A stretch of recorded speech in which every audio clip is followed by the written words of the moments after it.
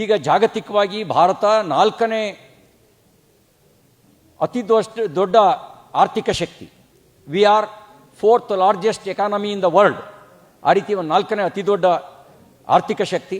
ನಮ್ಮ ಗುರಿ ಶೀಘ್ರದಲ್ಲೇ 3ನೇ ಸ್ಥಾನಕ್ಕೆ ಬರೋದು. ನಮ್ಮ ಗುರಿ 2047ಕ್ಕೆ ದೇಶಕ್ಕೆ ಸ್ವತಂತ್ರ ಬಂದು 100 ವರ್ಷ ಆಗುತ್ತೆ.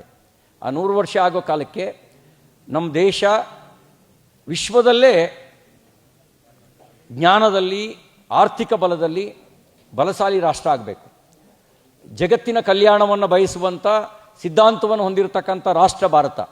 ಆ ಹಿನ್ನೆಲೆಯಲ್ಲಿ ಭಾರತದ ಸೈದ್ಧಾಂತಿಕ ವಿಚಾರಧಾರೆಯ ಮೂಲಕ ಜಗತ್ತಿನ ಕಲ್ಯಾಣ ಆಗಬೇಕು. ಆ ಕಲ್ಯಾಣ ಆಗೋದಕ್ಕೆ ಈ ನಮ್ಮ ಬಜೆಟ್ಟು, ನಿರ್ಮಲಾ ಸೀತಾರಾಮನ್ ಅವರು ಮಂಡಿಸಿರುವಂಥ ಬಜೆಟ್ಟು ಆರ್ಥಿಕ ಚೈತನ್ಯವನ್ನು ಮೂಡಿಸುತ್ತೆ. ಎಲ್ಲ ಕ್ಷೇತ್ರಗಳಲ್ಲೂ ಕೂಡ ಒಂದು ಹೊಸ ಹುರುಪನ್ನು ಕೊಡುವ ಬಜೆಟ್ನ ಮಂಡಿಸಿದ್ದಾರೆ. ನಾನು ಅವರಿಗೆ ಅಭಿನಂದನೆಗಳನ್ನು ಸಲ್ಲಿಸಲಿಕ್ಕೆ ಬಯಸ್ತೇನೆ. ಜನರ ಆಸೋತ್ತರಗಳನ್ನು ಈಡೇರಿಸುವಂಥ ಕಡೆಗೆ ವಿಶ್ವಾಸವನ್ನು ಉಳಿಸ್ಕೊಂಡಿದ್ದೀರಿ. ನಿಮಗೆ ಮತ್ತು ನಮ್ಮ ಹೆಮ್ಮೆಯ ಪ್ರಧಾನಿ ನರೇಂದ್ರ ಮೋದಿಯವರಿಗೆ ಅಭಿನಂದನೆಗಳು.